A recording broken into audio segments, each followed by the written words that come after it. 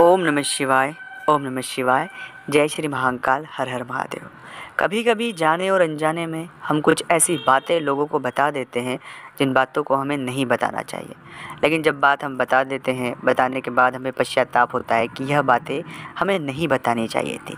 लेकिन तब बहुत देर हो जाती है और उन बातों का परिणाम हमारे जीवन पर बहुत बुरा हो जाता है। तो जाने और अनजाने में कुछ ऐसी बातें हैं जो कभी भी किसी के साथ साझा नहीं करनी चाहिए। अगर आप साझा करते हैं तो अपनी परेशानियों को आप खुद दावत देते हैं दोस्तों। क्योंकि राहु और केतु और चंद्र, इन तीनों की यह खासियत होती है कि व्यक्ति से त्वरी ही मुंह से कुछ ऐसी बातें निकाल देते हैं और उन बातों का इतना प्रभाव हमारे जीवन पर होता है कि फिर हम चाहकर भी हमारे जीवन को सही स्थिति में नहीं ला सकते। बस परेशानियां हमारे हिस्से आ जाएगी और हम परेशान होंगे। इसलिए कभी भी भूल कर भी जाने और अनजाने में, चाहे कुछ भी हो जाए, कोई कितना खास क्यों ना हो, ये बातें किसी के साथ साझा नहीं करनी चाहिए दोस्तों। उन बातों को मैं बताऊं उससे पहले एक निवेदन है कि अगर आप अपने जीवन के प्रति कोई भी तकलीफ़, परेशानी या सकारात्मक वीडियो हमेशा देखना चाहते हैं तो इस चैनल को ज़रूर सब्सक्राइब कर लें और कमेंट्स में भोलेनाथ का नाम लिखें। अगर आप चाहते हैं अपनी कुंडली का विश्लेषण करवाना, जीवन में कोई तकलीफ़, परेशानी या कोई प्रश्न जो आपको बेचैन कर रहा है, तो स्क्रीन पर हमारे नंबर चल रहे हैं। आप व्हाट्सएप पर अपॉइंटमेंट लें, अपॉइंटमेंट लेकर बात करें। उसका फ़ीस शुल्क लागू है दोस्तों।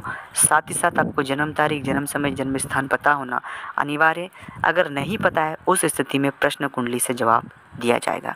जो आपका प्रश्न होगा उसके हिसाब से जवाब दिया जाएगा, उस समय की कुंडली के हिसाब से जवाब दिया जाएगा। सबसे पहली बात जो कभी किसी के साथ साझा नहीं करना चाहिए, धन।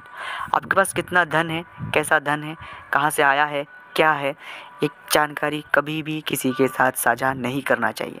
जब भी किसी व्यवहार में अगर धन का आगमन हो जाता है, वो व्यवहार बहुत जल्द ख़त्म होने वाला है और ख़त्म होने के साथ साथ कई सारी चीज़ें ख़राब होने वाली है। अगर आपने किसी को उधार दे दिया है तो देकर भूल जाए, ये उम्मीद न लगाए कि फिर वापस आएगा। क्योंकि धन जब हम बता देते हैं तो मांगना लोगों का शुरू हो जाता है। हम नहीं दे पाते हैं या दे भी देंगे तो फिर वो वापस नहीं दे पाएंगे और कई सारी परेशानियां कई सारे जातकों को मैंने देखी है और ये सब कुछ अधिपत्र राहु के आता है। दूसरा है मन की बातें।